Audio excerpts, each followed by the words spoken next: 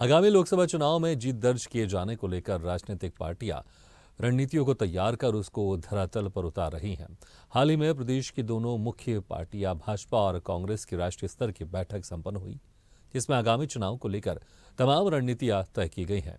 ऐसे में पार्टी आलाकमान से मिले तमाम दिशा निर्देशों को धरातल पर उतारते हुए उस दिशा में तैयारी को आगे बढ़ाएगा।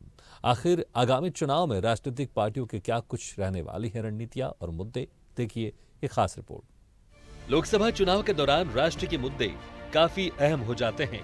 यही वजह है कि राजनीतिक पार्टियां राज्य के मुद्दे पर ज्यादा ध्यान न देकर राष्ट्रीय मुद्दों पर ज्यादा फोकस करती हैं, ताकि इसका असर अन्य राज्यों तक हो सके।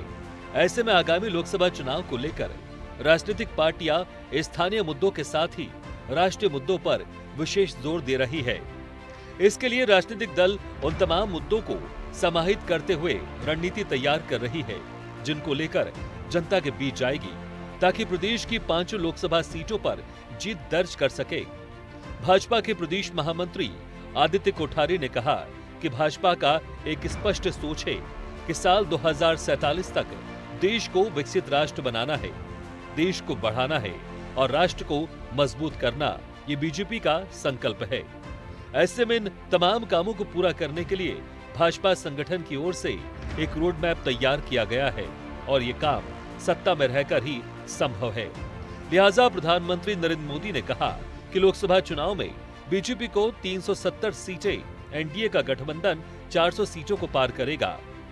ऐसे में प्रधानमंत्री नरेंद्र मोदी भारी बहुमत के साथ केंद्र में अपनी सरकार बनाएंगे।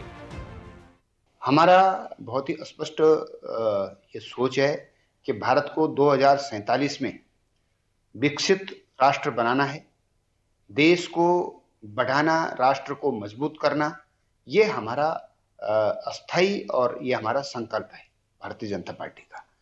इस लक्ष्य की प्राप्ति के लिए जो जो काम करने हैं और जो जो गतिविधियां, जो जो हमारे उप टारगेट हमारे रहते हैं, उन सभी को पूरा करने के लिए एक road map Bharatiya Janata party के द्वारा तय किया गया है और यह सत्ता में रह करके ही संभव है।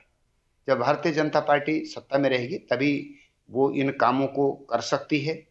और यह भी तय है कि इस देश का विकास, इस राष्ट्र की मजबूती, इस राष्ट्र की एकता और अखंडता भारतीय जनता पार्टी के हाथों में ही सुरक्षित है।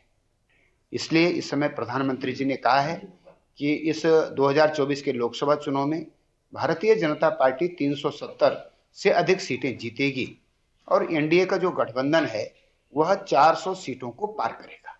इस भारी बहुमत के साथ में नरेंद्र मोदी जी तीसरी बार केंद्र में सरकार बनाएंगे और जो जो काम की गति हमने तय की है, जिस स्पीड से हम लोग चल रहे हैं, जो जो काम हमने तय किए हैं, उन कामों को मोदी 3 के कार्यकाल में पूरा करेंगे।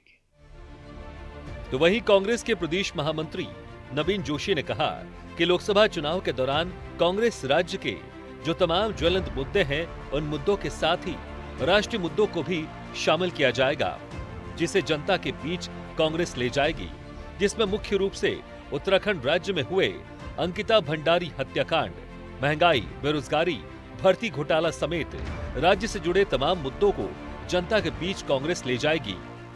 देखिए, लोकसभा चुनाव में राज्य के जो मुद्दे हैं हम उनको भी सम्मिलित करेंगे और जो केंद्रीय मुद्दे हैं उनको भी हम लोग सम्मिलित करेंगे। जिस प्रकार से पूरे राज्य भर के अंदर अंकिता भंडारी वाला जो प्रकरण हुआ, हमने पहले दिन से हम कहते रहे कि वीआईपी का नाम बताएं, लेकिन वो वीआईपी का नाम बताने वाले नहीं है, वो सिर्फ कमरे को वीआईपी बता रहे हैं। और जो हमारे फॉरेस्ट गार्ड भर्ती प्रकरण हो गया, जो हमारे पटवारी भर्ती प्रकरण हो गया, जो विधानसभा की भर्ती का प्रकरण हो गया, जो हमारे बेरोजगार साथी रोजगार के लिए आंदोलन कर रहे थे उन पे लाठीचार्ज वाला मुद्दा हो गया, हमारे राष्ट्रीय स्तर पर जो हमारे किसान हैं, जो आज उन्होंने कहा था किसानों की आय दुगनी हो जाएगी, लेकिन किसान बेचारा आज भी अपने हितों के लिए, अपनी रक्षा के लिए बॉर्डर पे बैठा हुआ है। उनका दमन ये लोग कर रहे हैं, उन पे लाठी बरसा रहे हैं, आंसू गैस के गोले छोड़ रहे हैं। ये विभिन्न प्रकार के मुद्दे अगर गिनाना मैं शुरू करूंगा तो पूरा दिन लग जाएगा। हम सारे राष्ट्रीय मुद्दे भी सम्मिलित करेंगे और क्षेत्रीय मुद्दे भी हम लोग सम्मिलित करेंगे। उत्तराखंड राज्य शुरू से ही राष्ट्रीय राजनीति से प्रेरित रहा है।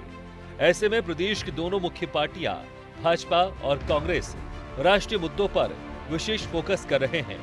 अब जैसे जैसे लोकसभा का चुनाव नजदीक आता जा रहा है, उसी क्रम में न सिर्फ नेताओं के दिल की धड़कन बढ़ी हुई है, बल्कि राजनीतिक दलों की बैठकों का सिलसिला भी तेज हो गया है। आए दिन राजनीतिक दल अपनी रणनीतियों को धार दिए जाने को लेकर बैठकें आयोजित कर रहे हैं, जिसमें चुनाव जीतने को लेकर तमाम पहलुओं पर चर्चा कर रहे हैं। देहरादून से अवनीश गुप्ता की रिपोर्ट।